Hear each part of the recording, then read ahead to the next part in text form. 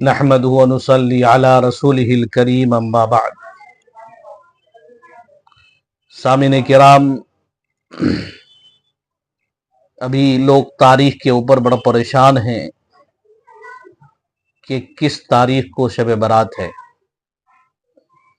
13 تاریخ کو ثبوت ہے، اور 13 تاریخ آپ آج بھی اخبار دیکھ لیں، اس اخبار کے اندر آج 12 تاریخ ہے، کل 13 تاریخ ہے، یعنی کل جو ہے 14 شعبان ہے۔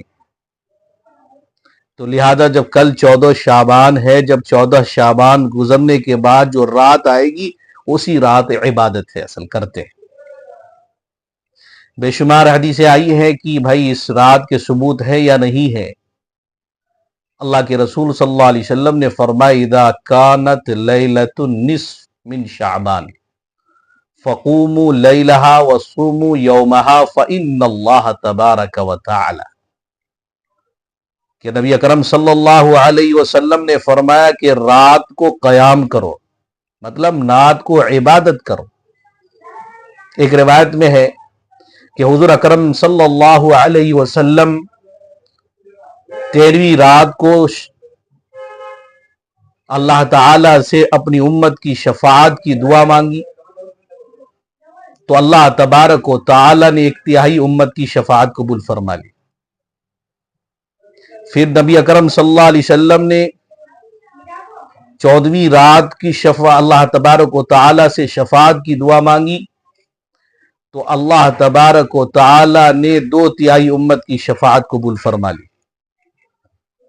پھر 15ویں شعبان کی رات اللہ تبارک و تعالی سے دعا مانگی، اللہ تبارک و تعالی نے اس کے 15ویں شعبان کے پوری امت کی شفاعت قبول فرما لی۔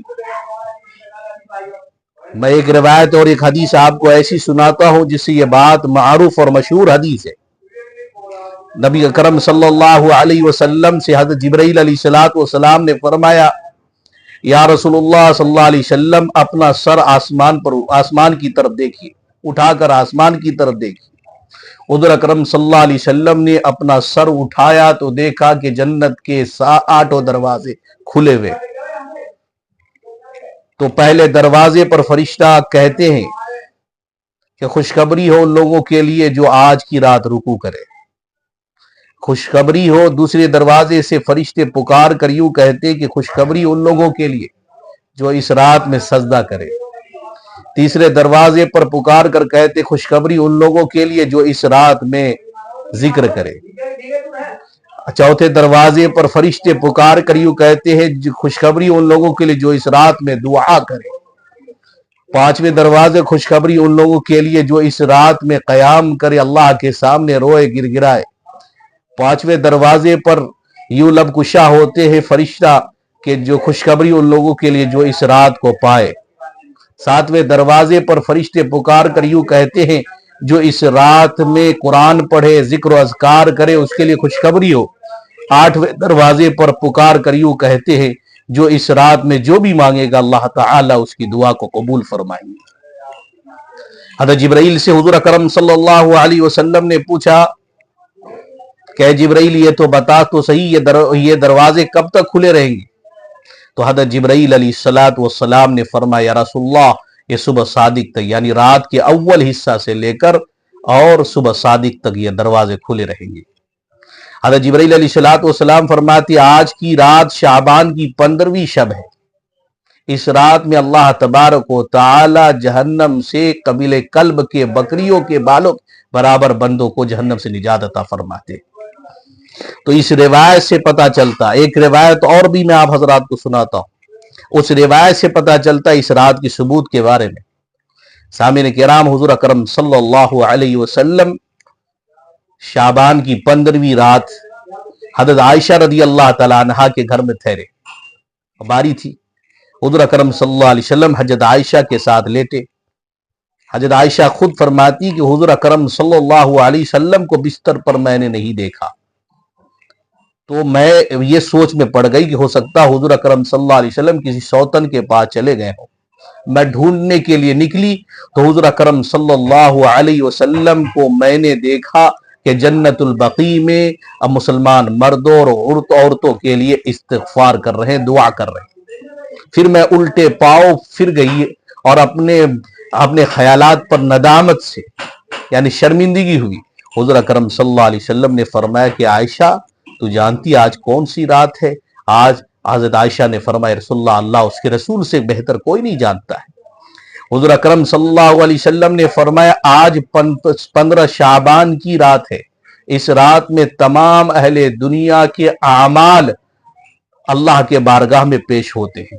تو میرا دل یہ چاہا کہ میرا اعمال اس حالت میں پہنچے کہ میں اللہ کی عبادت کر رہا ہوں۔ ان تمام روایتوں سے پتہ چلتا ہے کہ رات کے قیام کا، اور دوسرے یہ ہے کہ اللہ کے رسول صلی اللہ علیہ وسلم حدیث کے اندر یہ فرماتے ہیں اذا كانت لیلۃ النصف من شعبان فقوموا لیلہا وصوموا یومہا، کہ رات کو قیام کرو اور دن کو روزہ رکھو۔ تو دن کو روزہ رکھنے کا ثبوت حدیث سے ہے۔ لہٰذا اب ایک مسئلہ میں آپ حضرات کے سامنے یہ عرض کر دوں کہ آج رات کون سی نماز پڑھنی چاہیے۔ سب سے بہتر یہ ہے کہ میں نے ایک ویڈیو اور اس پر بنایا ہے، اس ویڈیو کے اندر صلاۃ التسبیح کے بارے میں ذکر کیا۔ صلاۃ التسبیح کی نماز پڑھیں اور صلاۃ الخیر پڑھیں۔ یہ صلاۃ الخیر کیا ہے؟ میرے بات غنیۃ الطالبین میں ذکر ہے۔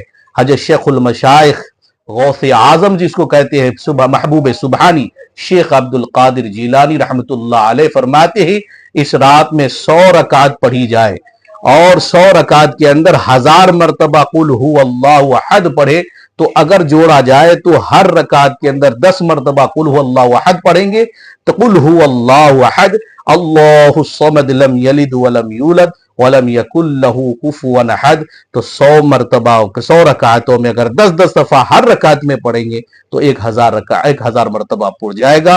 تو اس کو صلاۃ الخیر کہتے ہیں۔ کون کہتے ہیں؟ غنیۃ الطالبین کے اندر حضرت شیخ المشائخ شیخ عبد القادر جیلانی رحمت اللہ علیہ۔ اب دوسری بات اہم یہ ہے کہ قبرستان جانا۔